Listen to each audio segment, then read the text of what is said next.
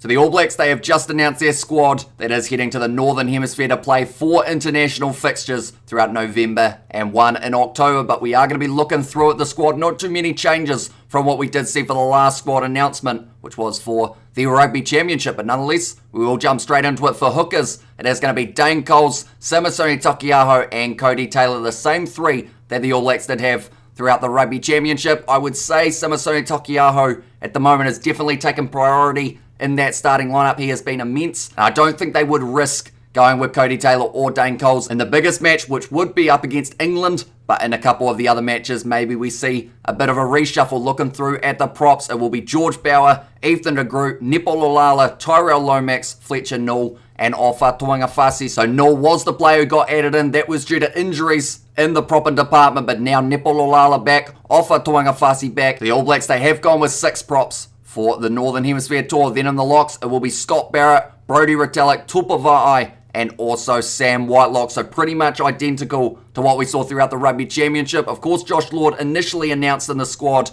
a long time ago, but he is still injured, so hasn't been able to make his way back in yet. In the loose forward trio, it will be the captain, Sam Cane, so he will keep the captaincy for this Northern Hemisphere tour. Shannon Frizzell, Akira Ioane, Dalton Pavali, Artie Savia, and Hoskins Satutu. So far, we've gone through the whole 4-pack. You'd have to say no real big injections into the side.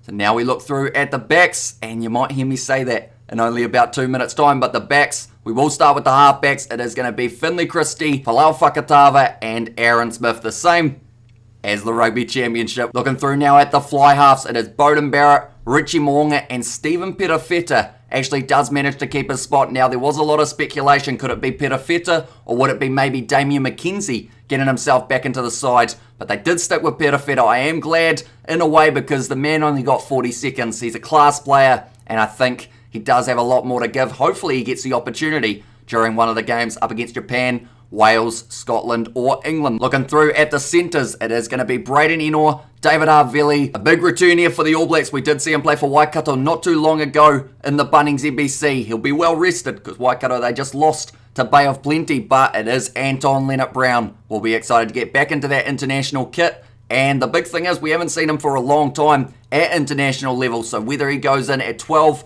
or 13, maybe pairing up with Rieko Ioane, we will have to wait and see what the ABs decide to do. Also, in the centre combo, man, I just mentioned Rieko Ioane. And then the last centre, it is Roger Tuivasa-Sheck. Now, looking at outside backs, it will be Geordie Barrett, Caleb Clark, Lester Whainarnuku, Will Jordan, and Sevu Reece. So no changes in that department either. So really, the only players we have seen added into this side is actually players returning from injury. So the All Blacks, they haven't mixed it up too much. The big question at the moment is, has this side got the potential of winning 4 from 4 in the Northern Hemisphere? It's certainly going to be tough if last year's international fixtures were anything to go by. But one thing's for sure, it is going to be a very entertaining series. But nonetheless, thank you all very much for tuning in. If you did enjoy, be sure to leave a like and subscribe. Who would you have added into this All Blacks side, and who would you have taken out? Do let me know in the comments down below. But thank you all very much for tuning in, and I will see you all for the next one.